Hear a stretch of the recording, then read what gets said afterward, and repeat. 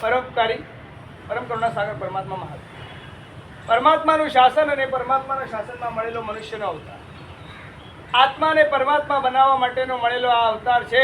અને એ અવતારને આપણે સફળ બનાવવો હોય તો આપણે આ નવપતજી ભગવંતની આરાધના કરીએ. અને નવપતજી ભગવંતની આરાધના કરવા માટે નીકળેલા આપણે આજે આપણા 5મા પડાવ ઉપર આવી છે. 5મો પડાવ છે સાધુ પદની આરાધના. સાધુ પદ જ્યાં સુધી નથી દુનિયાની અંદર ત્યાં સુધી ધર્મની શરૂઆત થઈ શકતી નથી. આમ વિચારીએ ને તો અર્યંત અને સિદ્ધ બંને દેવ તત્વ અને આચાર્ય, ઉપાધ્યાય અને સાધુ આ 3 ગુરુ તત્વ.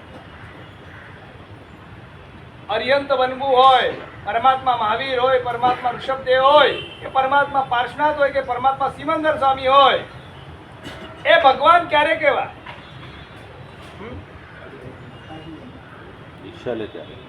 જ્યારે એ જન્મ્યા હોય. પરમાત્મા તો ત્યારથી છે, પણ જગતના લોકો એમને ત્યારથી પૂજતા નથી.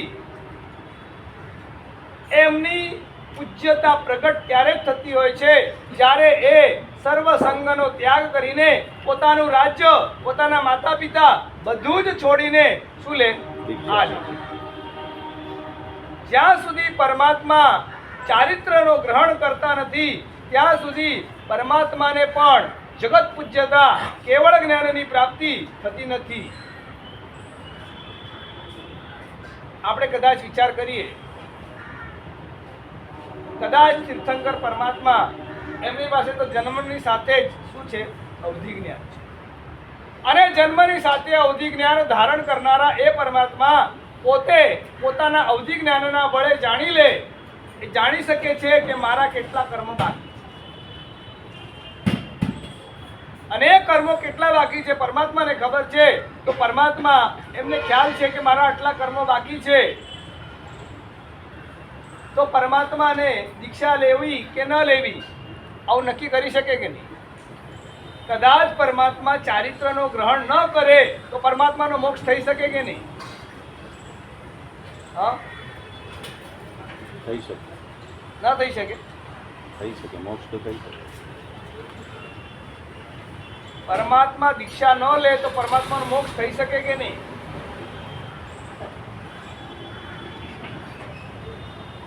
બોલો. એમને ખબર છે.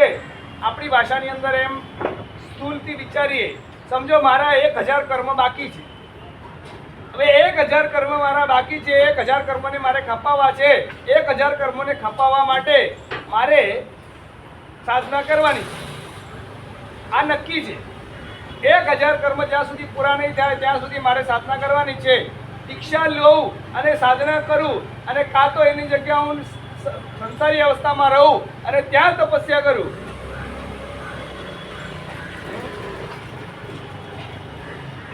ચાલે કે ન ચાલે? ન ચાલે. કે સંસારમાં પાપ બંધાવાના છે. સંસારની અંદર તમે ગમે તેટલું વિચાર કરો કે મારે હવે નવા કર્મ બાંધવા નથી, તમે નવા કર્મ બાંધ્યા વગર રહી શકો?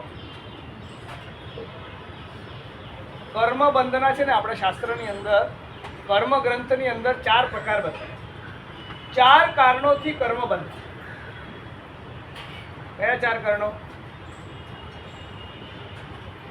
કોઈને ખબર છે? કોઈ કર્મ ગ્રંથ ભણ્યું છે? મિથ્યાત્વ, અવિરતિ, કષાય અને યોગ. આ 4 કારણથી કર્મ બંધ. કેટલા? 4. એમાં સૌથી પહેલું છે મિથ્યાત્વ, એટલે કે જે વસ્તુ જેવી છે એનાથી એને વિપરીત માનવી, એનું નામ છે મિથ્યાત્વ. સંસારમાં રહેવા જેવું નથી, આ વાસ્તવિકતા છે. અને છતાં આના માટે આપણી માન્યતા કેવી? ભલે ગુરુ મહારાજ ગમે તેટલું બોલતા હોય સંસારમાં રહેવા જેવું નથી, પણ આપણને સંસાર જ એટલે આપણી માન્યતા શું છે? સંસાર પણ સારો છે. આ માન્યતા છે ને આપણી.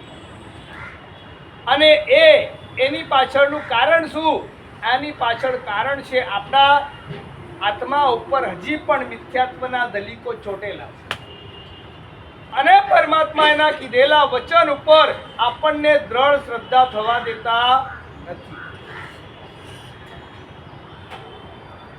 જીન શાસનની અંદર દીક્ષા લીધા વગર કોઈનો પણ કલ્યાણ થયું નથી.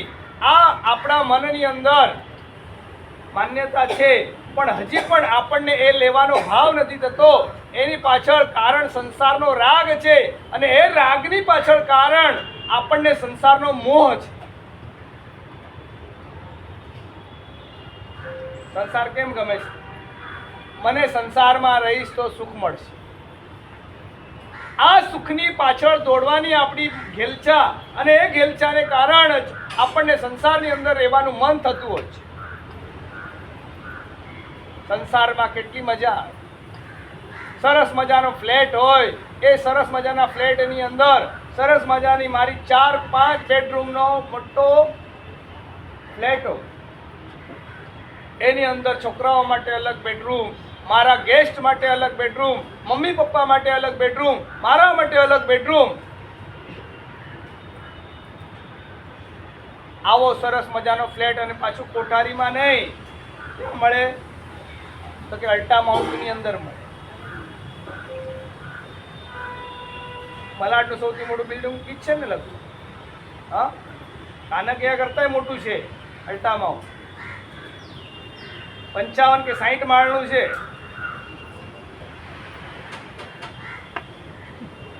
મલાડના સૌથી મોટા, અને મલાડ જ કેમ, મલાડથી આગળ વધતા વધતા ગોરેગાંવ, જોગેશ્વરી, અંધેરી, પછી પાર્લા, જુહુ અને સાંતાક્રુઝ આગળ ક્રોસ કરતા કરતા અમારે ક્યાં જવું છે? તો કે છેક વાલકેશ્વર સુધી. આપણને હજી પણ મનની અંદર મોહ ભરાયેલો છે કે મારે આગળ વધવું છે, પણ શેમાં? તો કે ભૌતિક સુખોની અંદર આગળ વધવું છે. આ છે મિથ્યાત્વ. મિથ્યાત્વના કારણે કર્મ બંધાય. બીજા નંબરની અંદર અવિરતિ. મિથ્યાત્વ કદાચ ઓછું થઈ જાય ને, આપણું મિથ્યાત્વ ઓછું થયું એટલે જ આપણને દેવગુરુ અને ધર્મ ગમે છે. દેવગુરુ અને ધર્મ આપણને ગમે છે એનું કારણ આપણો સંસાર પ્રત્યેનો મોહ થોડો ઘણો ઓછો થયેલો છે, પણ હજી પણ આપણને પરમાત્માના ધર્મની આરાધના કરવાનું મન નથી થતું. એની પાછળનું કારણ છે અવિરતિ. જે તમને વિરતિ લેવા દે, વિરતિ એટલે માત્ર આ દીક્ષા જ નહીં. વિરતિ 2 પ્રકારની છે, દેશ વિરતિ અને સર્વ વિરતિ. આટલું ઓલા દિવસે કીધું હરિભાઈ કે ભાઈ સામાયિક લઈને બેસજો, 10 રૂપિયાની પ્રભાવના રખાવ. પણ અમારે સામાયિક કરવી કેમ? અવિરતિ. વિરતિ લેવાની અંદર ઘરની અંદર છે ને, એમને એમ કલાક સુધી બેઠો રહેશે, કંઈ જ કામ નથી, પણ એવું મન નહીં થાય કે ભાઈ આમને એમ બેઠો છું, કંઈ જ કામ નથી. ટીવી પણ જોવાનું મન નથી થતું, જોઈને કંટાળી ગયા કે ચલો આટલો બધો ટીવી જોઈને કંટાળી ગયા, હવે કાંઈ નથી કરવું, એમને એમ બેઠો રહીશ. પણ કટાસનું ખોલીને એના ઉપર બેસીને એક સામાયિક કરી લઉં, આવું મન પણ નહીં. કેમ નથી થતું? અવિરતિ. અને આ અત્યારની તમારી પાળી પોસીને મોટી કરેલી અવિરતિ ભવાંતરમાં તમને એવા જન્મની અંદર નાખી દેશે ને કે જ્યાં તમને વિરતિ કઈ રીતે મળે એના સ્વપ્ન પણ આવી શકશે નહીં. પશુના ભાવમાં ફેંકી દેશે. જાઓ હવે કરો સામાયિક. કરી શકશો સામાયિક? અત્યારે તમને ચાન્સ મળી ગયો છે કે ભાઈ મારે એક સામાયિક કરવી હોય તો હું કરી શકું. અત્યારે તમને ભાવ નથી થતો, અને ભવાંતરની અંદર તમને એવો ભાવ નહીં મળે.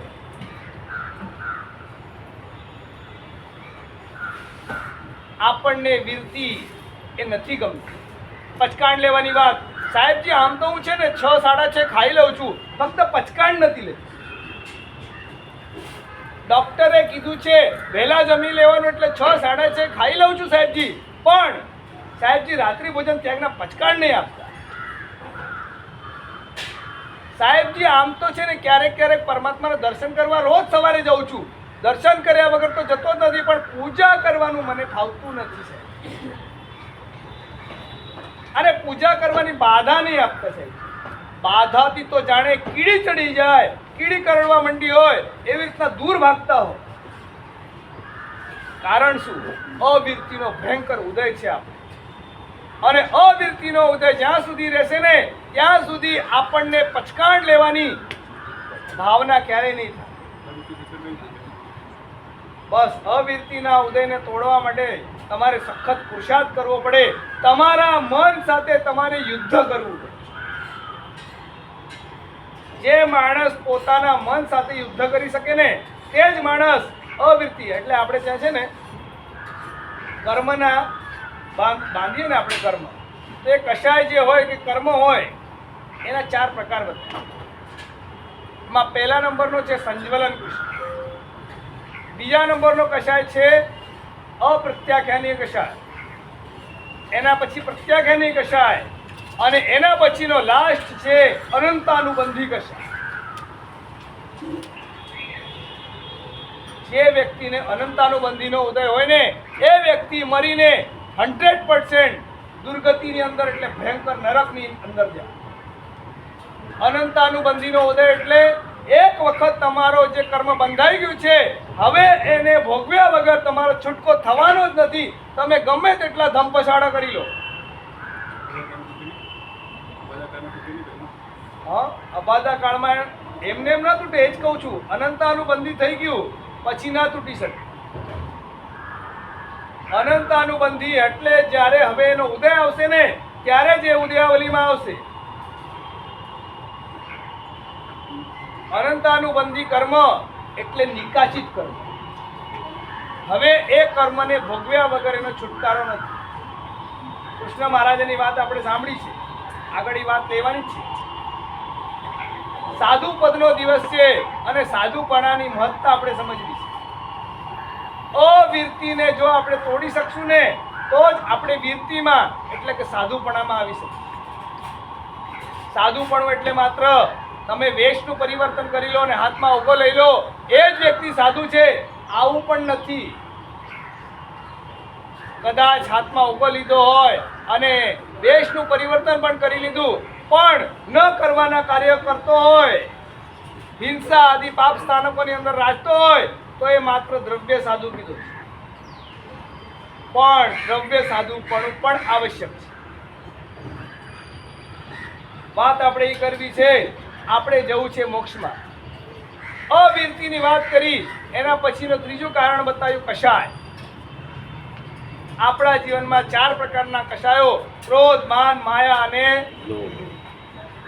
એ કષાયો આ 4 પ્રકારના છે.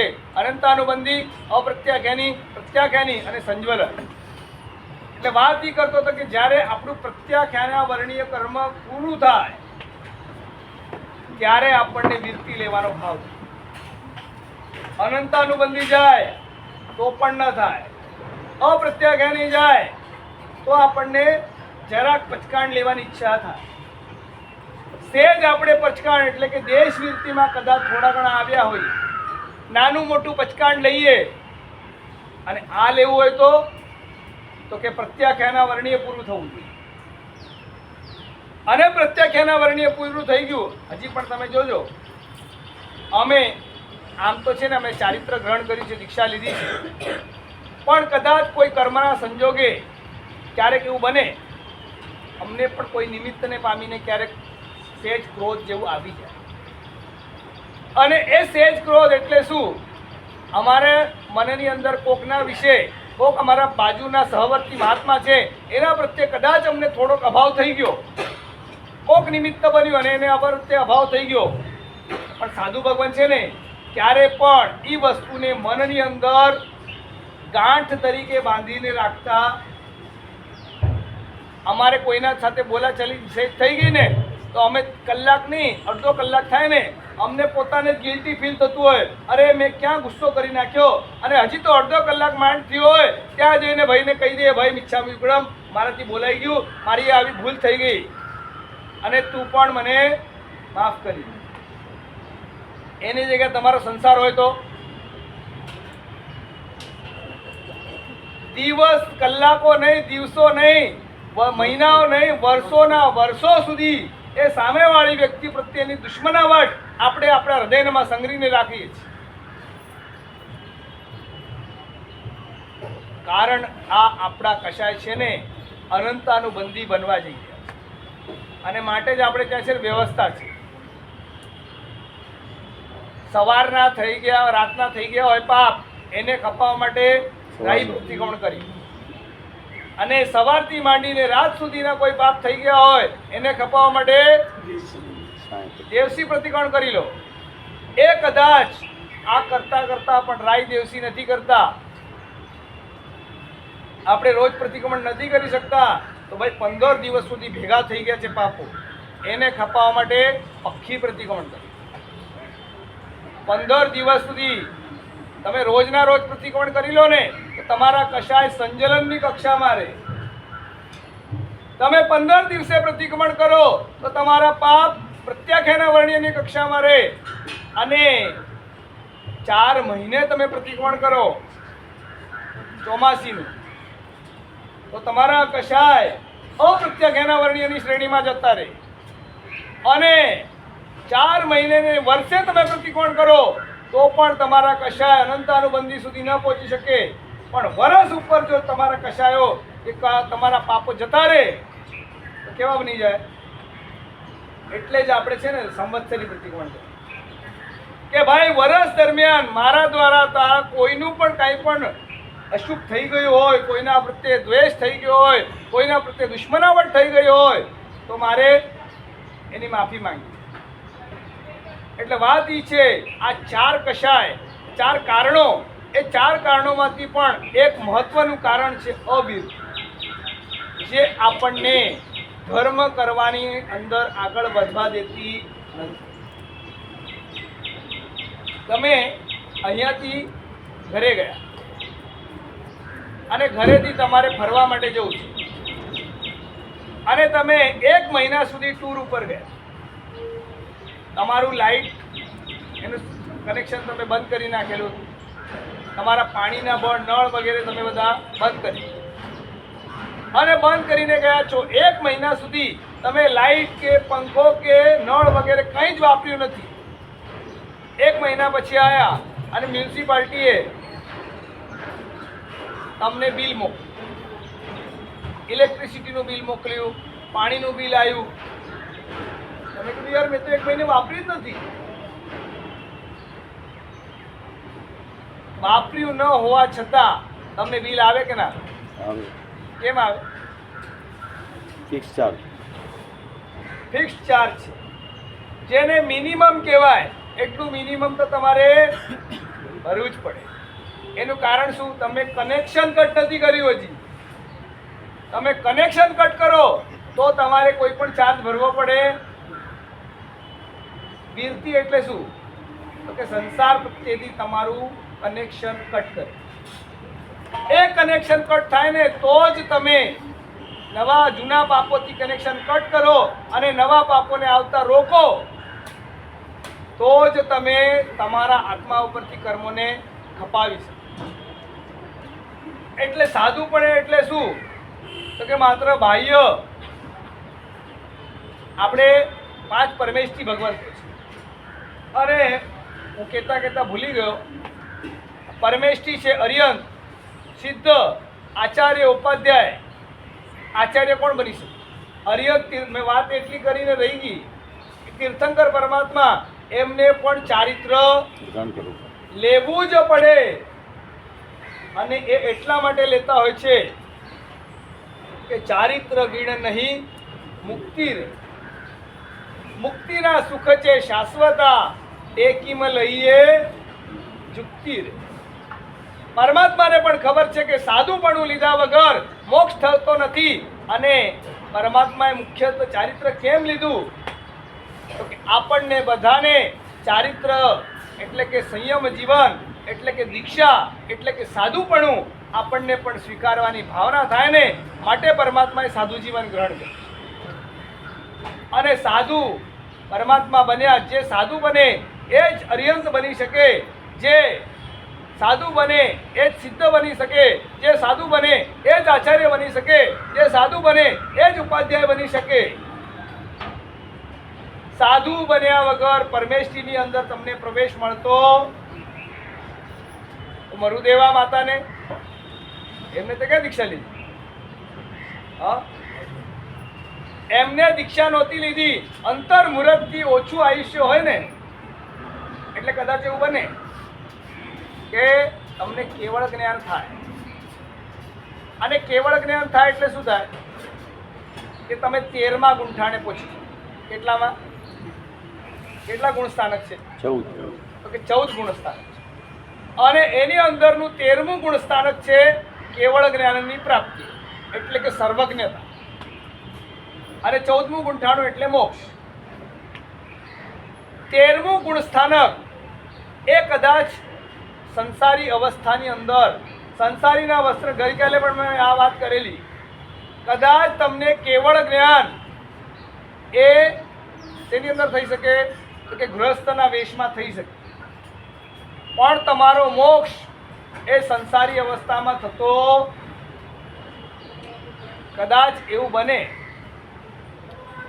કે કોઈને કેવળ જ્ઞાન થયું અને કેવળ જ્ઞાન થયા પછી એનું આયુષ્ય લાંબુ હોય, અંતર મુહૂર્ત કરતાં વધારે એનું આયુષ્ય હોય તો દેવલોકમાંથી દેવતાઓ આવે. જેમ કે ભરત ચક્રવર્તી, એમની પાસે દેવતાઓ આવે અને એમને કહે કે ભાઈ આ તમને ગૃહસ્થ અવસ્થામાં કેવળ જ્ઞાન જરૂર થયું છે, પણ હવે આ સાધુનો વેશ તમે ધારણ કરો.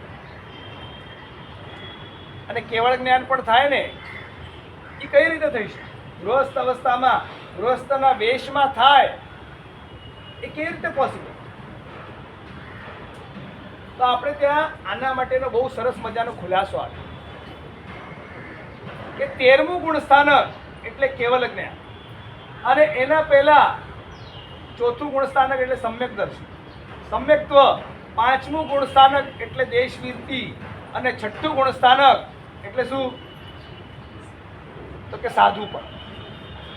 સર્વવીરતી એટલે 6થું ગુણ સ્થાનક.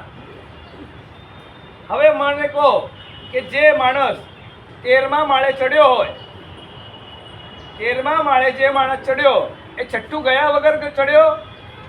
આકાશમાંથી કૂદીને ઉપર ત્યાં હેલિકોપ્ટરમાંથી પડ્યો? કે એને ચડવું હોય તો એને 6થો માળ ચડવો જ પડે. એટલે ગૃહસ્થ અવસ્થામાં મરુદેવા માતાને કેવળ જ્ઞાન થયું એ વાત આપણે બહારથી જોઈએ છીએ. એમને દ્રવ્ય સાધુપણું નહોતું આવ્યું, આ વસ્તુ આપણને બહારથી દેખાય છે, પણ ભાવ સાધુપણું મેળવ્યા વગર કેવળ જ્ઞાન કોઈને પણ થતું નથી.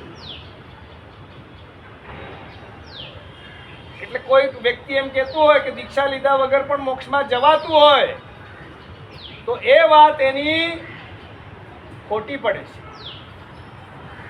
કદાચ દ્રવ્ય સાધુપણું એ વ્યક્તિ ન લઈ શક્યો હોય, પણ એને ભાવ સાધુપણું એટલે કે સર્વવીરતી ગુણ સ્થાનકને સ્પર્શ કર્યા વગર અને ત્યાંથી આગળ વધીને 7મું એટલે કે અપ્રમાદ ગુણ સ્થાનક, એને અપ્રમત્ત ગુણ સ્થાનક ક્રોસ કર્યા વગર એ માણસ 13મા ગુણ સ્થાનક સુધી પહોંચી જ નથી શકતો. અને 13મું જ ન મળે તો 14મું તો મળવાનું જ નથી.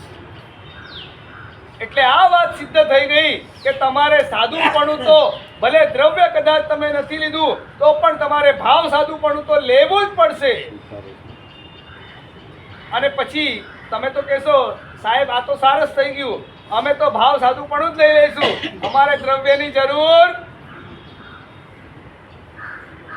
પણ યાદ રાખજો, ભાવ સાધુપણું એ પણ દ્રવ્ય સાધુપણું લીધા વગર આવતું. ભાવ સાધુ કોણ બની શકે? હા, ભાવ સાધુ કોણ બની શકે? અને માટે જ મેં કીધું ને વાત કે અંતર મુહૂર્ત કરતા આયુષ્ય વધારે હોય તો એ વ્યક્તિ દ્રવ્ય સાધુપણું સ્વીકારે જ. મરુદેવા માતાના કેસમાં ઘટના એવી બની ગઈ કે એમનું આયુષ્ય અંતર મુહૂર્ત કરતા ઓછું હતું અને હજી તો કેવળ જ્ઞાન થયું છે અને દેવતાઓ આવે અને એમને દ્રવ્ય સાધુ વેશ આપે એના પહેલા તો શું થઈ ગયું? મોક્ષ કર્યું. આવી ઘટનાઓ લાખો કરોડોમાં એક, અને એ લાખો કરોડોમાં એક ઘટના થાય એનો અર્થ એ નથી કે એને માર્ગ બનાવે. બાકી તો કોઈ પણ વ્યક્તિ હોય ને એને કદાચ અંતર મુહૂર્ત કરતા આયુષ્ય વધારે હોય તો એને દ્રવ્ય સાધુપણું પણ લેવું જ પડે. એટલે વાત ઈ છે કે અંતર મુહૂર્ત આવી જો ઘટનાઓ બનતી હોય તો દ્રવ્ય સાધુ એટલે કે જેને દ્રવ્યથી વેશ ગ્રહણ કર્યો. અને એક વસ્તુ સમજી રાખજો, તમે કદાચ સંસારી અવસ્થાની અંદર સાધના કરો ને તો તમે બીજા દેવલોક સુધી જઈ શકો. કોઈ વ્યક્તિ અત્યારના કાળની આ ઘટના છે, પણ તમે વધારેમાં વધારે સાધના કરી હોય ગૃહસ્થ અવસ્થામાં તો તમે 8મા દેવલોક સુધી જઈ શકો. પણ તમારે જો નવગ્રહની અંદર કે અનુત્તર દેવલોકની અંદર જવું હોય એના માટે કમ્પલસરી તમારે સાધુ જીવન લેવું જ પડે.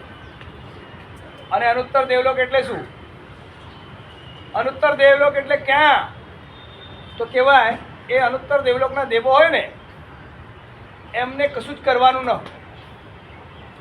એ પોતાના પથારીની અંદર પડ્યા હોય અને પથારીમાં પડ્યા પણ શું કરે? તમારી જેમ મોબાઈલમાં ઇન્સ્ટાગ્રામ ના જુએ, સ્વાધ્યાય કરતા હોય. અને સ્વાધ્યાય આપણે ત્યાં આપણે વાત સાંભળીએ ને કે સિમંદર સ્વામી પાસે જાય, એમની દેશના સાંભળે. અનુત્તરના દેવોને એટલું ન કરવું. અનુત્તરના દેવોને શું હોય? એ પોતાના મનની અંદર સ્વાધ્યાય કરતા એમના મનમાં કોઈ શંકા પેદા થઈ, પોતાની પથારીમાં જ હોય અને પથારીમાં પડ્યા આયુષ્ય કેટલું? 33 સાગરો. 33 સાગરોમાં હમણાં આયુષ્યની અંદર પથારીમાં જ પડ્યા રહેવાનું હોય. સૌથી વધારે આપણને શું ગમે? આરામ. પણ આરામ કરતા પણ એ જાગૃત. કેમ? કારણ કે અનુત્તર દેવલોકની ઉપર એમને દેખાતી હોય સામે, નજર સામે સિદ્ધશિલા દેખાય છે.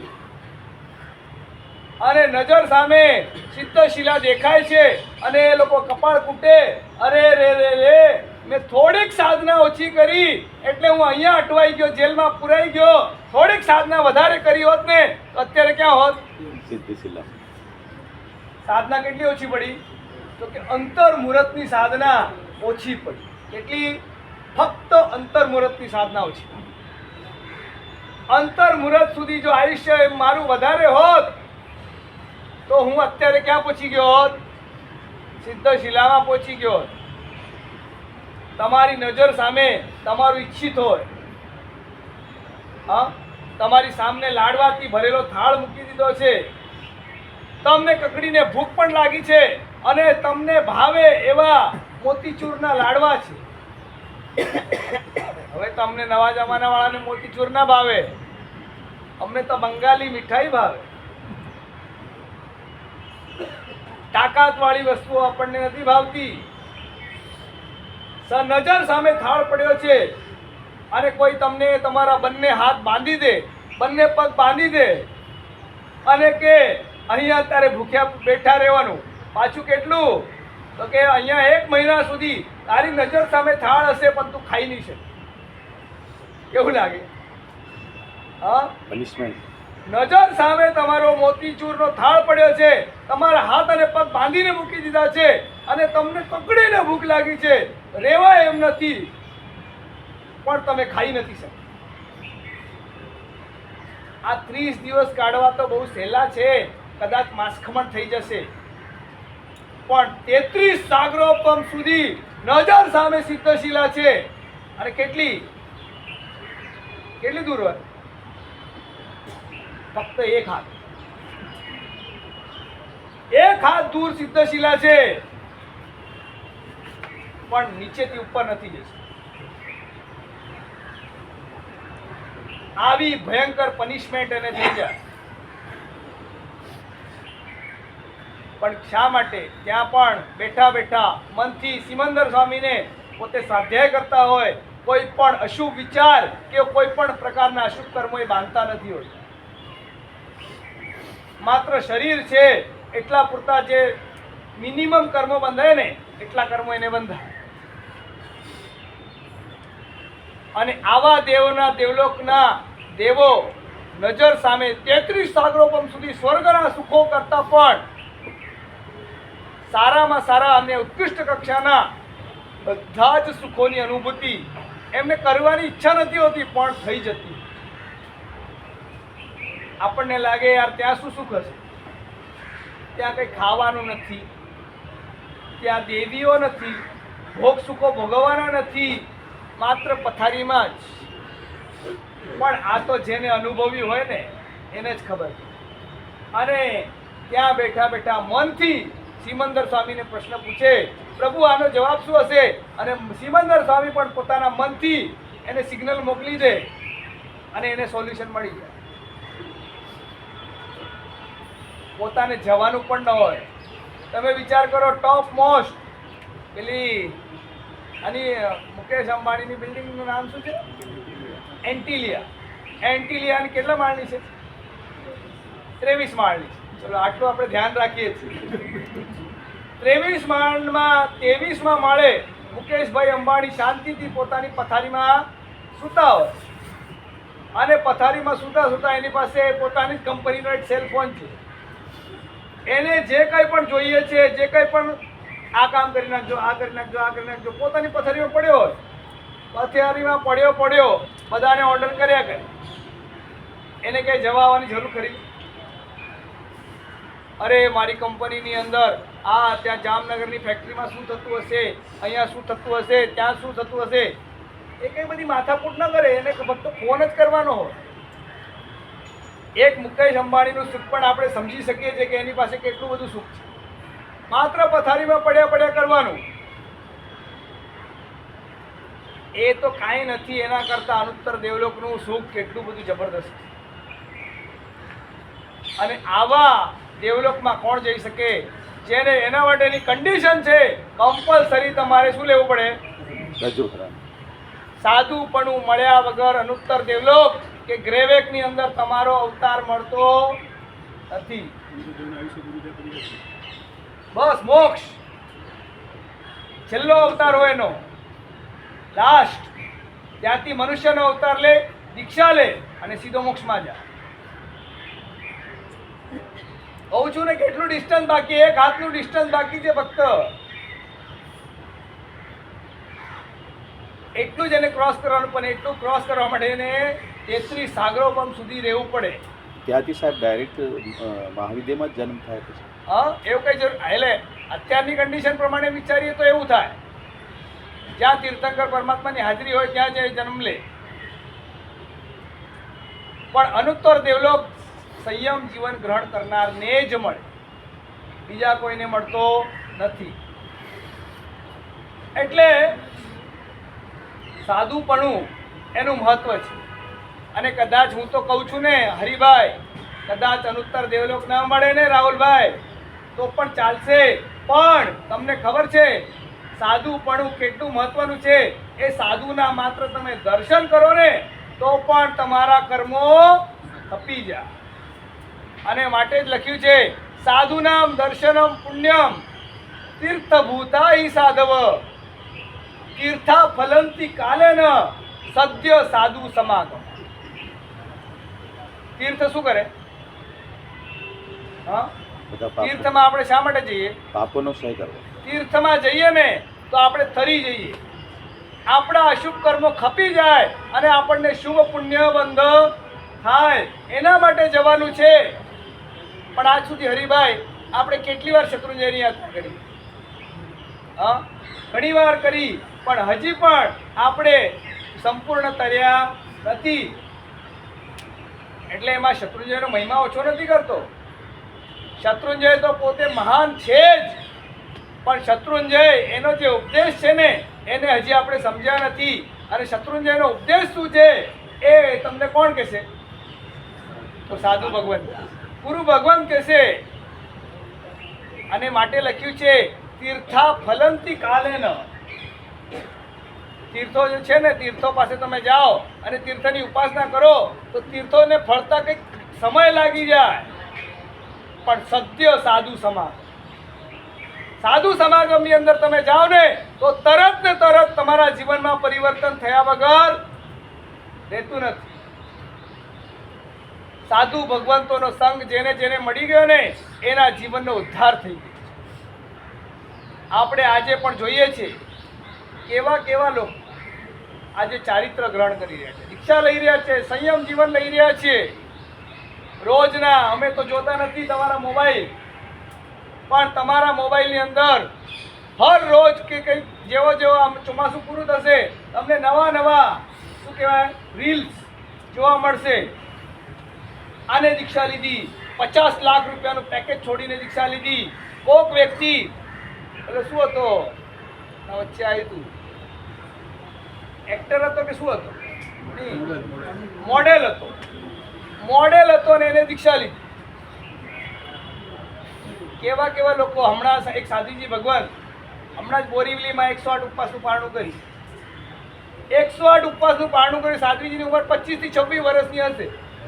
એ સાધુજી, હું તો મારા કારણવશાત જઈ નહોતો શક્યો પારણાની અંદર, પણ પછી જાણ્યું ત્યારે ખબર પડ્યું એ સાધ્વીજી ભગવંત એવા હતા સંસારીપણાની અંદર કે એને પોતાના જીવનની અંદર એમના ગામની અંદર રહેલી એક પણ હોટેલ, એક પણ લારી, એક પણ અભક્ષ વસ્તુ છોડી નથી.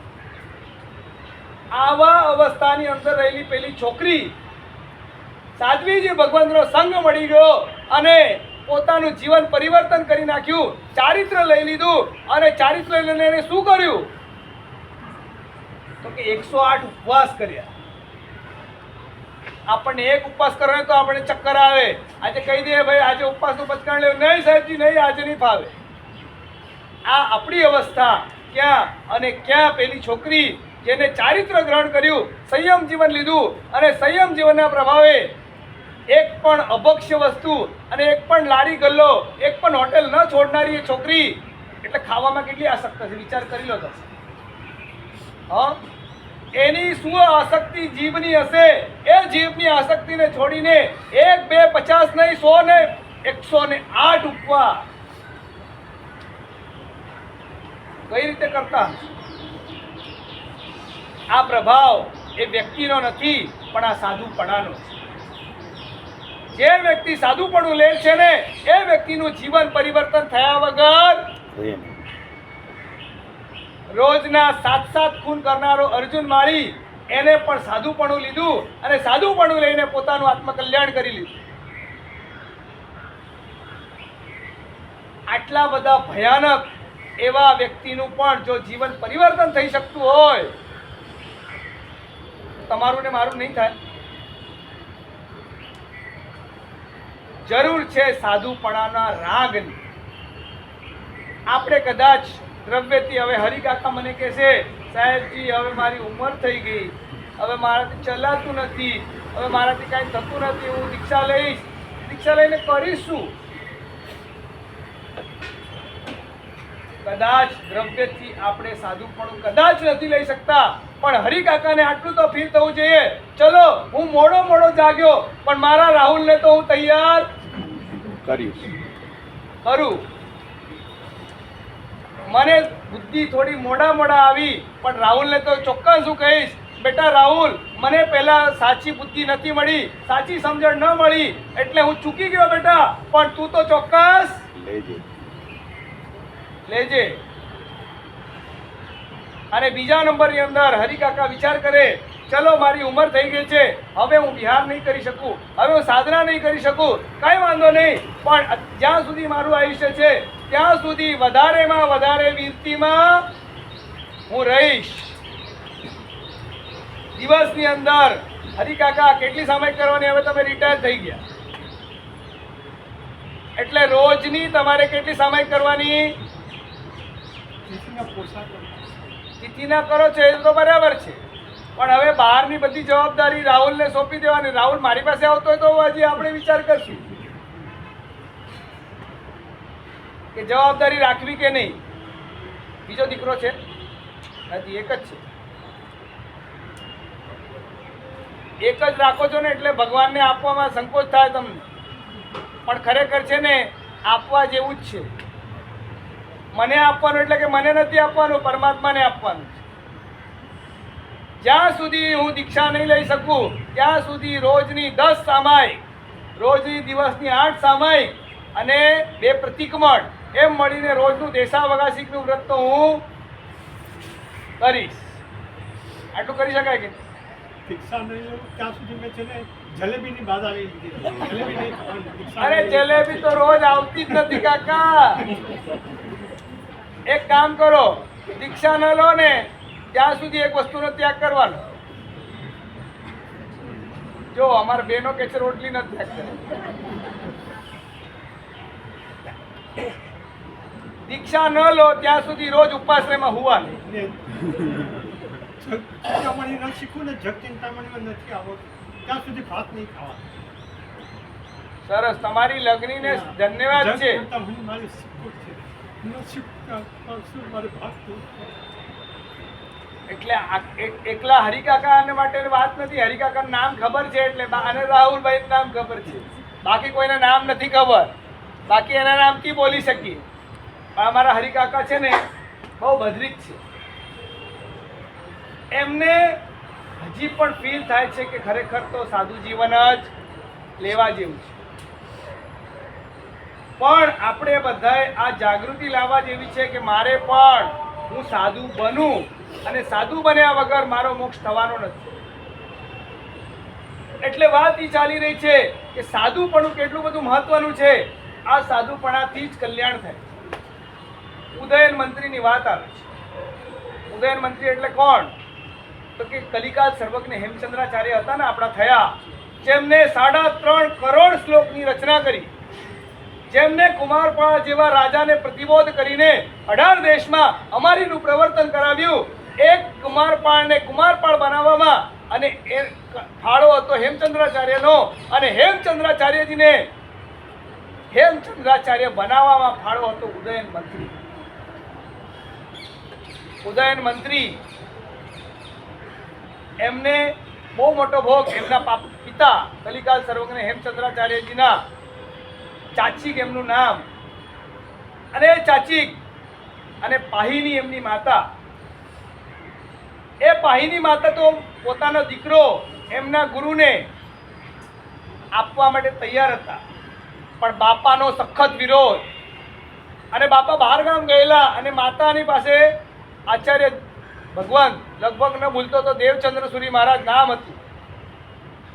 એ દેવચંદ્ર સુરી મહારાજ ગયા અને કીધું કે એમને જોઈ લીધું બાળકનું મોઢું, અને બાળકનું મોઢું જોઈને ખ્યાલ આવ્યો કે જીન શાસન માટે આ એક સમર્થ અને સક્ષમ આચાર્ય બનશે. અને ગુરુ ભગવંતે, આમ તો છે ને અમે કોઈની આગળ પોતાની ઝોળી ફેલાવીએ નહીં, અમારે ઝોળી ફેલાવવાની ન હોય, પણ ગુરુ ભગવંતે જોયું આ એક સમર્થ શિષ્ય બની શકે એમ છે, સમર્થ આચાર્ય બનશે. અને ગુરુ મહારાજે એની માતાને કીધું કે પાહીની, આમ તો તું ઘણો બધો ભોગ આપે છે, તને ધર્મ ગમે છે, બધું જ છે, પણ મારી તને એક વિનંતી છે, આ તારો જે બાળક છે ને આ જૈન શાસન માટે તું આપી દે. અને માતાએ વિચાર કર્યો, આટલા મોટા આચાર્ય ભગવાન મારી પાસે માંગે છે, ના પડાય. હું કાલે આવીશ બધાને ઘરની પરીક્ષા કરવા, કોણ આપે છે જોવું તો ખરા. કહેશે તમે ક્યાં આચાર્ય છો, તમને થોડી આપવાનું હોય. રાજેન્દ્ર સુરી મહારાજ છે આટલા મોટા ગચ્છાધિપતિ, તમારે કોઈના ઘરમાં આવીને કે બેન તમારો દીકરો શાસન માટે બહુ ઉપયોગી થવાનો છે, આપી દો, આપી દેશો? આપણી પાત્રતા જ નથી. અને પાહીની પાસે જઈને આચાર્ય ભગવંતે કીધું તારો દીકરો સમર્થ. મોઢું જોઈને ખબર પડી જતી હતી ભવિષ્ય, એટલા બધા જ્ઞાની હતા. અને કીધું અને પાહીની તૈયાર થઈ. એ કે મને વાંધો નથી, પણ કદાચ એના પિતા પાછા આવે અને કદાચ પાછો બાળક માંગે તો પછી એ તમારી જવાબદારી. અને બાળકને સોંપી દીધો. બાળક ગુરુ ભગવાન સાથે જતો રહ્યો. થોડા સમય પછી પિતા આવ્યા. પિતા આવીને પૂછ્યું, બાળક ક્યાં છે? તો કે પાટણની અંદર એ ઉદયન મંત્રીને ત્યાં રાખ્યો છે. નહીં, આચાર્ય મહારાજની સાથે છે. ચાચીક પહોંચી ગયો ડાયરેક્ટ ત્યાં અને કીધું, મારો બાળક પાછો આપો. અને એ વખતે જ આચાર્ય ભગવંતને વંદન કરવા માટે ઉદયન મંત્રી ત્યાં બેઠેલા. ઉદયન મંત્રી પારખી ગયા અને ઉદયન મંત્રી કીધું, તમે બહુ લાંબેથી આવ્યા છો, એક કામ કરો, પેલા મારા ઘરે જમવા છે. અને જમવા માટે લઈ ગયા. અને શું કર્યું? જબરદસ્ત કોટીની પોતે ભક્તિ કરી છે. આટલા મોટા રાજ્યના પોતે મંત્રી છે અને પોતે ઊભા રહીને પોતે એને પીરસે છે. બધું થઈ ગયું. એને ચાંદલો કર્યો, એને ભેટણું આપી દીધું અને પછી વાત કરી, જો ચાચી, તમારો દીકરો છે ને ગુરુ મહારાજને શાસનના માટે જોઈએ છે અને માટે ગુરુ મહારાજે માંગે છે. તમને એકનો એક દીકરો છે એટલે તમને એમ થતું હશે કે મારો દીકરો હું કઈ રીતે આપું. અને ઉદયને એક બૂમ પાડી અને ઉદયનના 3 જુવાન જોત દીકરાઓ ત્યાં આવીને લાઈનસર ઊભા રહી. અને ઉદયન મંત્રીએ કીધું કે આપને એમ થતું હશે મારો દીકરો નથી, પણ આ 3 દીકરામાંથી આપને જે દીકરો પસંદ હોય આજથી આપનો દીકરો બનશે.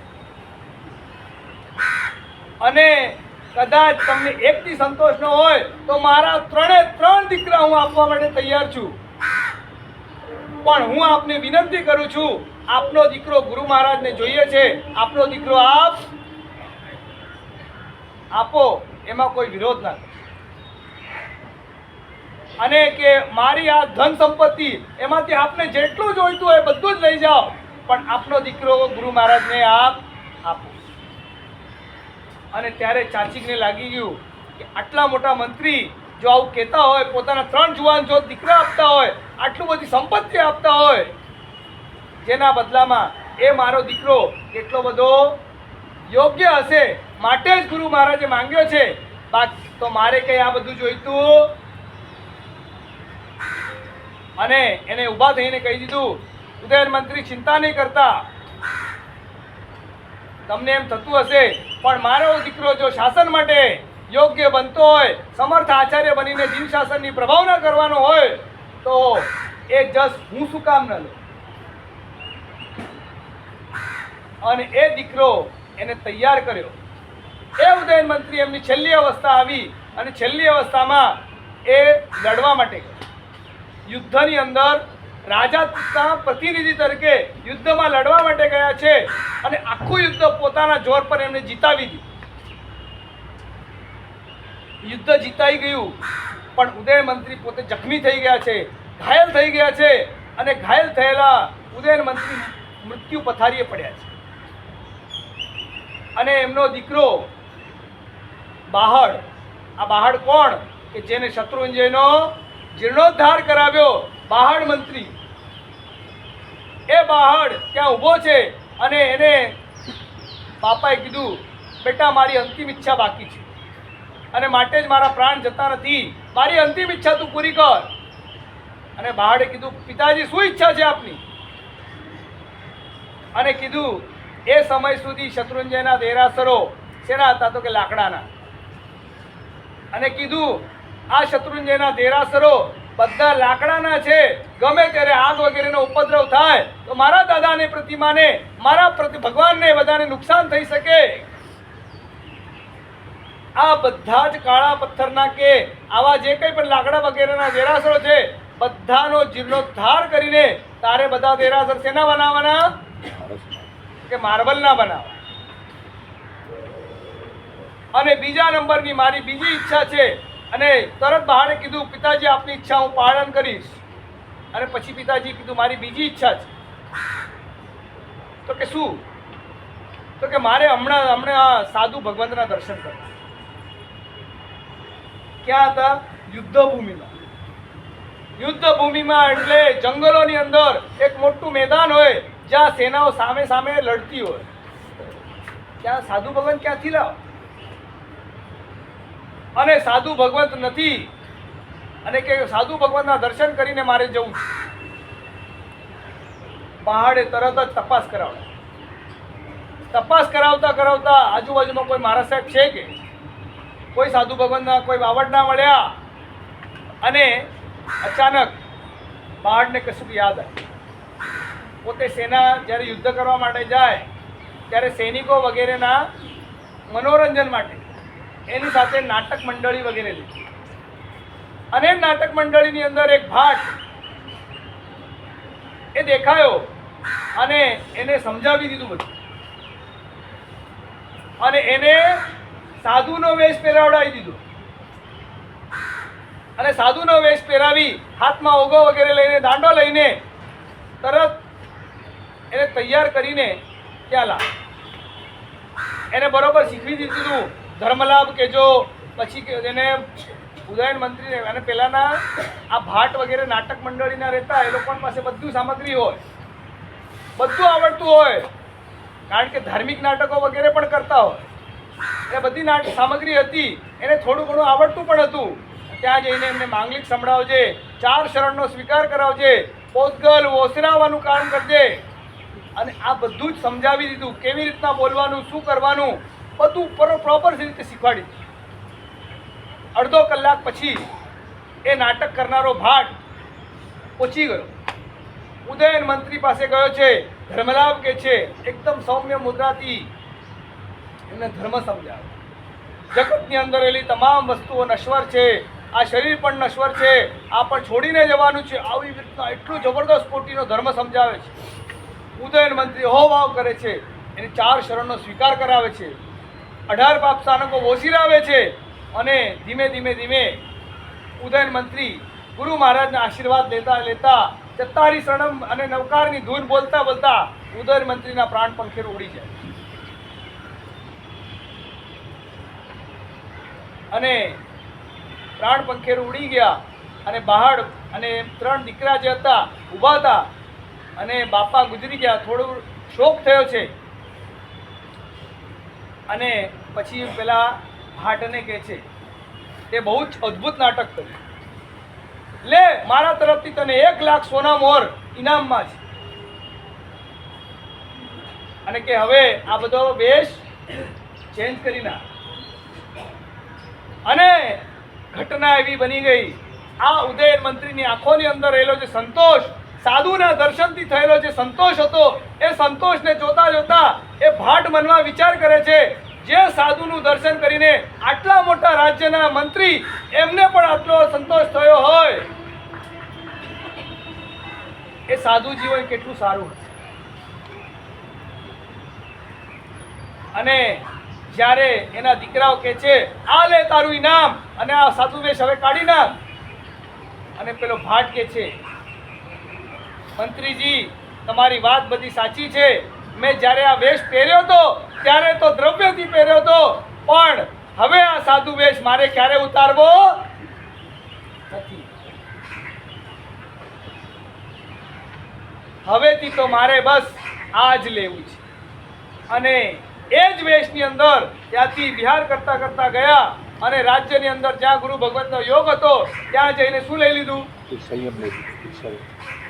એક સાધુના દર્શનથી પણ ઉદયન મંત્રીની જો સદગતિ થઈ શકતી હોય, આપણે પણ આપણા ઘરની અંદર આજુબાજુની અંદર આડોશ પડોશમાં કોઈ વ્યક્તિ બીમાર હોય, કોઈ વ્યક્તિ અંતિમ અવસ્થામાં હોય, શું કરવા જોઈએ ભાઈ? પહેલા ગોતીએ. હવે તો છે ને તમારી અંતિમ અવસ્થા આવે છે હોસ્પિટલમાં અને પેલી નર્સ અને ડોક્ટરના મોઢા જોતા જોતા તમે જાઓ છો પરલોકમાં. અને એટલે શું થાય? હાય હોય ના હોય, જે વ્યક્તિને દરેકને આવેલાને જવાનું તો છે જ, પણ આ સાધુનું દર્શન તમારા જીવનમાં પુણ્યના સર્જનનું કામ કરતું હોય છે. તમને આ સંસારની માયાજાળથી વિમુખ બનાવવાનું કામ કરતું હોય છે. તમને આ સાધુ જીવન પરમાત્માના માર્ગ પર ચાલવાની પ્રેરણા આપતું હોય છે. સાધુ ભગવંતોના શરણે જઈશું ને તો જ આપણો ઉદ્ધાર છે. અને માટે જ આ સાધુ ભગવંત કેવા છે તો આપણને બતાવે છે. 5 મિનિટ જ 9:20 ચાલુ કર્યું તો 10:20 હું મૂકી દઈશ. ઉતાવળ કોઈ કરવી હોય, જવું હોય, બહુ અર્જન્ટ કામ હોય તો હું ના નથી પાડતો, પણ જેવી તમારી અનુકૂળતા 1 કલાક પૂરો કરીશ. આ સાધુ ભગવાન કેવા છે તો કે અપ્રમત્ત જે નિત્ય રહે, નવી હરખે નવી સોચે, સાધુ સુધાતે યાદમાં શું મુંડે શું લો છે. આ સાધુ ભગવાન કેવા છે તો કે પોતે આટલા બધા મહાન કઈ રીતે બન્યા તો કે પોતે અપ્રમત્ત રહે છે.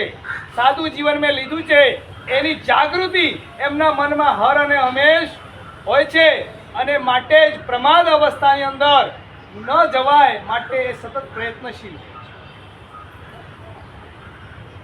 આખો દિવસ સાધુ ભગવાન પાસે તમે ક્યાંય પણ જશો ને, સાધુ ભગવાન ક્યારે આરામથી ઊંઘેલા હોય, તબિયત સારી ન હોય, કદાચ આરામમાં હોય, એવું બની શકે. સ્વાસ્થ્ય સારું ન હોય, કોઈ કારણસર આરામમાં હોય, બની શકે. પણ જાણી બૂજીને આળસ માટે, પ્રમાદ માટે પોતે પડ્યા રહે અને ટાઈમ પાસ કરતા હોય, આવું તમને ક્યાંય જોવા મળે. ગઈકાલે પણ કીધું ને, આપણે ઘણી વખત ગુરુ ભગવાન પાસે જતા હોઈએ, વંદન કરતા હોઈએ, અને સાધુ ભગવાન પોતાના ચોપડીની અંદર જ મોડું હોય. કોણ આવ્યું ને કોણ ગયું એની ખબર પડે. અને આપણે પણ ધ્યાન રાખવાનું. આપણે પણ શું કરીએ, આપણે જઈએ ગુરુમાને વંદન કરીએ, સાતા પૂછીએ, અને પછી ગામના કપાટા મારીએ. સાધુ ભગવાન પાસે જાઓ અને એમની સાથે સત્સંગ કરો, પણ એ સત્સંગમાં એમને ગામનો કચરો કહેવા કરતા ગુરુ મહારાજ મને કંઈ સારું જ્ઞાન આપો, એવું જો કરશો ને તો તમે પણ કંઈક મેળવી શકશો. અને એની જગ્યા આ પરણ્યો, આ રાંડ્યો, અને આને આમ કર્યું ને પેલો ઉઠી ગયો, એ પાર્ટી ઉઠી ગઈ ને આટલાને ડૂબાડી ગઈ. આ જ બધી ગામની પંચાયત આપણે ગુરુ મહારાજ પાસે જઈને કરતા હોઈએ તો આપણે ત્યાં કશું મેળવતા નથી. સાધુ ભગવાન અપ્રમત્ત હો, સાધનાની અંદર 8 પ્રહર પોતે શું કરતા હોય તો કે અર્યંતની આજ્ઞાનું પાલન કરતા હોય છે. દિવસો દરમિયાન પોતે સ્વાધ્યાય કરતા હોય, પોતે જાપ કરતા હોય, ધ્યાન કરતા હોય, કૌશક કરતા હોય, તપશ્ચર્યા કરતા હોય, પોતાની સાધુ જીવનની પડીલેણ આદિ ક્રિયાઓ કરતા હોય. અને આ બધું કરતા કરતા એમને સમયનો આપણને ઘણી વખત થાય, સાહેબ આખો દિવસ શું કરતા હશે. ઘણા લોકો આવીને પૂછે, સાહેબજી આખો દિવસ તમને કંટાળો નથી આવતો? અરે પણ જેને કામ ન હોય ને, જે નકામાં બેઠા હોય એ લોકોને કંટાળો આવે. અમે તો 24 કલાક પરમાત્માની આજ્ઞા મુજબની ક્રિયાઓની અંદર એવા એકાકાર થયેલા હોય ને, સમય ક્યાં અમને છે ને 24 કલાકનો દિવસ એ ટૂંકો પડે. એવું લાગે કે 24 કલાકની જગ્યાએ 36 કલાકનો દિવસ હોત ને તો સારું થાત. એટલે સાધુ ભગવાન સતત અપ્રમત્ત હોય, વળી કેવા હોય, નવી હરખે નવી સોચ. ગમે તેવી પરિસ્થિતિ આવીને ઊભી રહી જાય ને તો પણ ક્યારે પણ દુઃખની અંદર વિષાદ નહીં અને સુખની અંદર ઉલ્લાસ નહીં. કોઈ સરસ મજાની ગોચરીની અંદર આજ સરસ મજાના ગુલાબજામુન આવી ગયા એટલે વાહ, આજે તો મજા પડી ગઈ. અને કદાચ ગોચરીની અંદર કારેલાનું શાક મને નથી ભાવતું, અને કદાચ કારેલાનું શાક આવ્યું, અરે યાર ક્યાં કારેલાનું શાક તમે ઉપાડી આવ્યા, ખબર નથી પડતી, મને નથી ભાવતું. નવી હરખે નવી સોચ. ઊંઘવા માટે સરસ મજાની હવા આવતી છે એવી જગ્યા પર તમને સંતારો કરવા માટે મળી ગયો એટલે આનંદ થઈ ગયો. અને કદાચ ગરમી થાય એવા ઉપાશ્રયમાં રહેવા મળ્યું અને દુઃખ થઈ ગયું. અમે તો છીએ ને, આજે કદાચ અમને સરસ મજાનો મોટો ઉપાશ્રય મળી જાય, અમે એવા વિહારોમાં ગાયની ગમાણની અંદર જ્યાં નીચે છાણ લીપેલું હતું અને એટલા બધા ઢગલો ઢગલો મકોડા નીકળે, બાજુમાં જ ગાયો બાંધેલી હોય અને એવા ઘાસના બનાવેલા ઝોપડાની અંદર પણ અમે રાતના રહ્યા છીએ અને એની અંદર પણ અમે કદાચ મકોડા નીકળતા હતા એટલે મકોડાની બિરાદના ન થઈ જાય અને મકોડા કરડી વરડી ન જાય એટલે આખી રાત સૂતા નથી. પણ ત્યાં પણ મનની અંદર ધ્યાન ન હોય. ક્યાં આવી ચડ્યા આવી જગ્યા, આના કરતા બીજી જગ્યા ગયા હોત તો સારું થાત, આવું મનમાં ક્યારે વિચાર કરતા નથી. નવી અરકે નવી સોચે. રાતના સમયમાં ગમે તેટલી તરસ લાગી હોય, ચલો પાણી પી લો.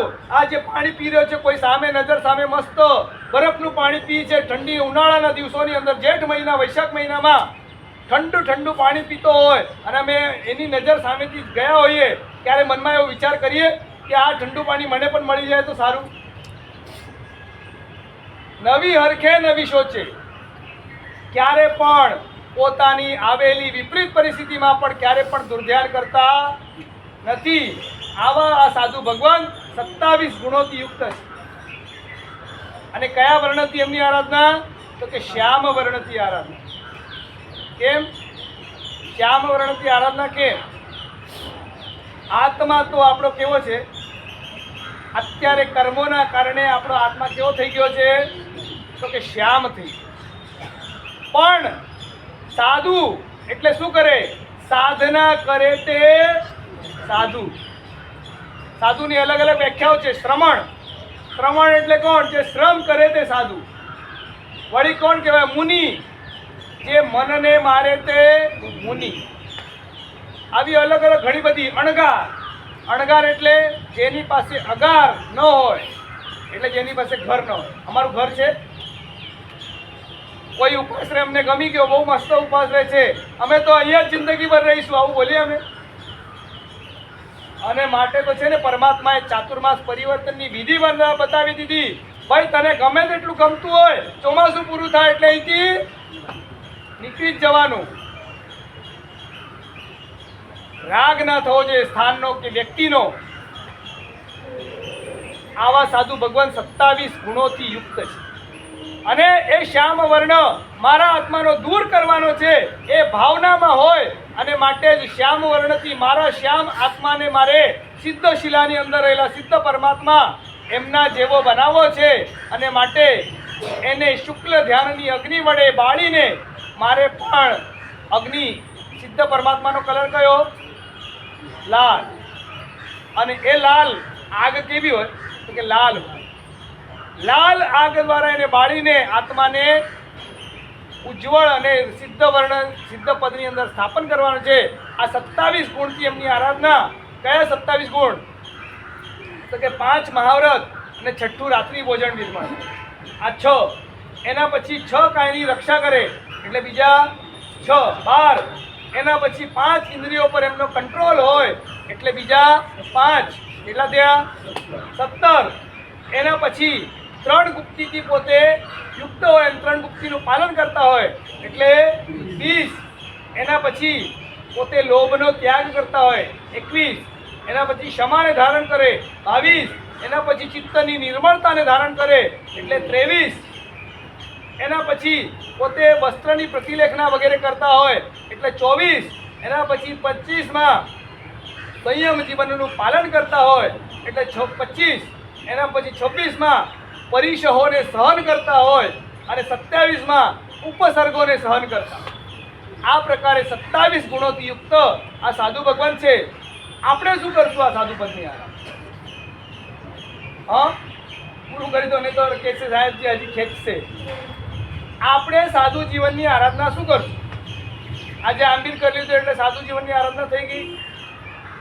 આપણા જીવનમાં સાધુ જીવનની આરાધના એટલે સાધુ ભગવંતોને નિર્દોષ ગોચરી સારી રીતે મળી રહે એના માટે આપણા ભોજનનો સમય એ પ્રમાણે ગોઠવવા. આપણે સવારની નોકરશી કેટલા વાગે કરવાની? 7:30, 8 જે નોકરશીનો ટાઈમ હોય ત્યારે. બીજા નંબરમાં બપોરની ગોચરી, બપોરની રસોઈ ક્યારે હોવી જોઈએ? 12 વાગે એટલીસ્ટ તમારી રસોઈ ઘરમાં તૈયાર હોય. અને સાંજની કેટલા વાગે તૈયાર હોય? 1.5 કલાક પહેલા 5 સાડા 5 તૈયાર હો. આપણું જ જમવાનું એ પ્રમાણે ગોઠવેલું હોય ને. મહારાજ સાહેબ આવશે માટે બનાવીને રાખીએ એમ નહીં.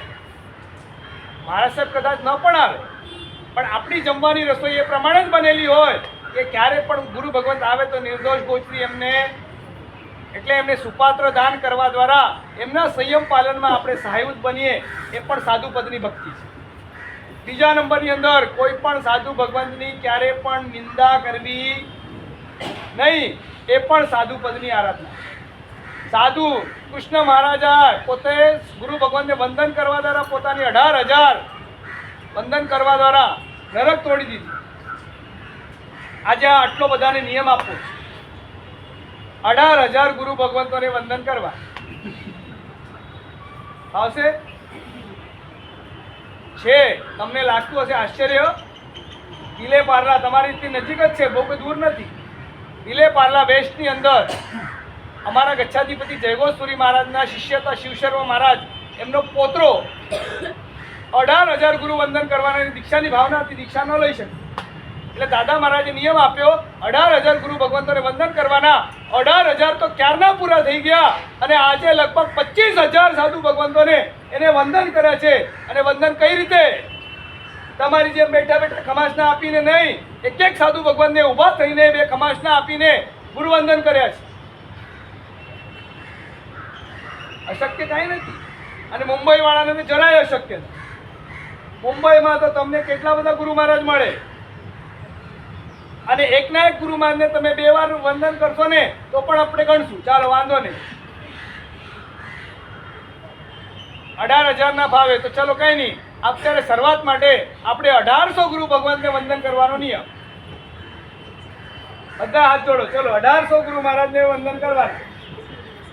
સમય મર્યાદા જેટલું જલ્દી બને એટલું જલ્દીમાં જલ્દી કરવાની કોશિશ કરો. પછી એને 18,000 સુધી લઈ જશો. સમય મર્યાદા માનતો નથી એટલા માટે કે કોઈની ક્યારે અનુકૂળતા હોય ને ન હોય, પણ જેટલું બને એટલું જલ્દીમાં જલ્દી કરો. ચલો ટાઈમ ઘડિયાળ વાગે છે, ફટાફટ હાથ જોડો. અને મોટી ઉંમરવાળા કદાચ ઊભા ન કરી શકે તો એમને જે રીતે ફાવે, એમના પગની કદાચ કચાશ હોય તો પણ 18,000 ગુરુ ભગવંતોને નહીં, 1800 ગુરુ ભગવંતને વંદન તો કરવાનું.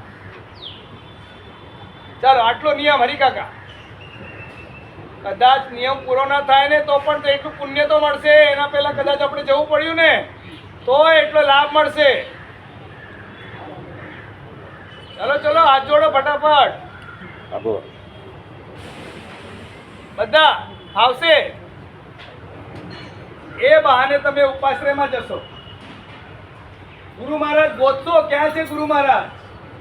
ગુરુ મહારાજ પાસે જશો તો તમારું કલ્યાણ થવાનું છે. ચલો રાહુલભાઈ, ચલો ભૈલા, ચલો હરી કાકા હાથ જોડો. કઈ નહીં થાય, હું બેઠો છું, ચિંતા નહીં કરતો. ચલો કાકા લઈ વાંધો નહીં આવે. બધા ચલો મેક્સિમમ તમને અત્યારે 5 વર્ષની લિમિટ આપો. બસ 5 વર્ષમાં 1800 ગુરુ વંદન કરવા. એકદમ ઈઝી થઈ ગયું. હવે ધારણા અભિગ્રહ પચકાય અને તના ભોગેરામ સસાગરણ મહત્રાગરણ સસ્તેગણ. બેદરો બધા હાથ નથી જોડતા ભાઈ. કેમ? ચલો ચલો હાથ જોડો ફટાફટ. એટલે કદાચ ગુરુ મહારાજ ન મળે નજીકમાં તો ફોટોને કરશો તો પણ ચાલે, પણ પછી ફોટોને જ કરવાના એવું નહીં. હા, સાક્ષાત ગુરુ ભગવંત હોય તો પહેલો પ્રયત્ન સાક્ષાત ગુરુ ભગવંતને. એ ન મળે તો પછી ફોટાને બી કરશો તો એ બી ગણી લેજો. બસ આટલી છૂટ. એ બહાને ગુરુ વંદન તો કરશો.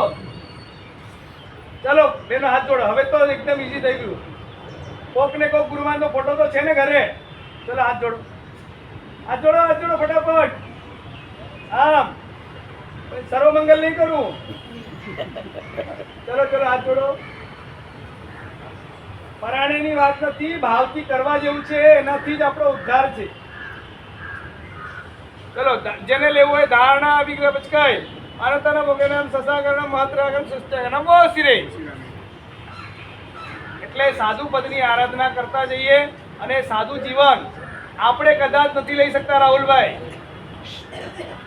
તો જે લેતો હોય એને સહાયભૂત બનીએ ને તો પણ આપણો ઉદ્ધાર થઈ શકે. આજે પણ મુંબઈમાં એવા એવા શ્રાવકો છે જે કદાચ પોતે દીક્ષા નથી લઈ શકતા.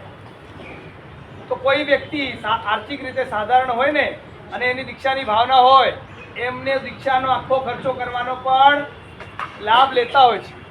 આજે માટુંગામાં એક એવી ફેમિલી છે, રજવાડી, એમનું નામ ભૂલી ગયો, રજવાડા જ લગભગ એમનું દુકાનનું નામ છે, વ્યોમવા. અને એ ભાઈ એવા 2-3 જણા છે. એમાં માટુંગામાં જે રહેનારા છે, નામ પાછું મને યાદ નથી, પિયુષભાઈ. હા, એ લોકો કોઈ પણ ગુરુ ભગવાનને કોઈ પણ વ્યક્તિ દીક્ષા લેતો હોય એના માટેની શેરવાની, અને પાછી શેરવાનીમાં નિયમ કેવો, દુકાનમાં આવીને એમ નહીં કે આ શેરવાની આ હું આપું એ લેવાની, તમને જે પસંદ હોય કિંમતમાં એમ નહીં. અને પાછી 1500 ને 2000ની શેરવાની નથી હોતી, 50,000 લાખ રૂપિયા સુધીની શેરવાનીઓ હોય. દીક્ષાર્થી જે ચૂઝ કરે એ શેરવાની એને આપી દેવાની. આટલી બધી ઉદારતાથી એક દીક્ષાર્થીના કપડાનો લાભ જે વ્યક્તિ લઈ શકતો હોય, આપણે તો એમાં આપણું યથાશક્તિ યોગદાન આપીએ ને તો પણ આપણને લાભ મળે. આવું સાધુ પદની આરાધના દ્વારા આપણે પણ સિદ્ધિ ગતિની અંદર જઈએ એ શુભાવના. પરમાત્માની વાણી તરફ કહેવાય તો હાર્દિક ભાવે ક્ષમાયાચના. મંત્રમ સંસાર સારમ મંત્રમ સંસાર સારમ ત્રિજગત અનુપમમ વિજગતનુપમમ સર્વ પાપારી મંત્રમ સંસારોચ્છેદ મંત્રમ વિષમ વિષહરમ કર્મ નિર્મૂલ મંત્રમ મંત્રમ સિદ્ધિ પ્રદાનમ શિવ સુખ જનનમ કેવલ જ્ઞાન મંત્રમ મંત્રમ શ્રી જૈન મંત્રમ જપ જપ જપિતમ જન્મ નિર્વાણ મંત્રમ 12 નવકાર.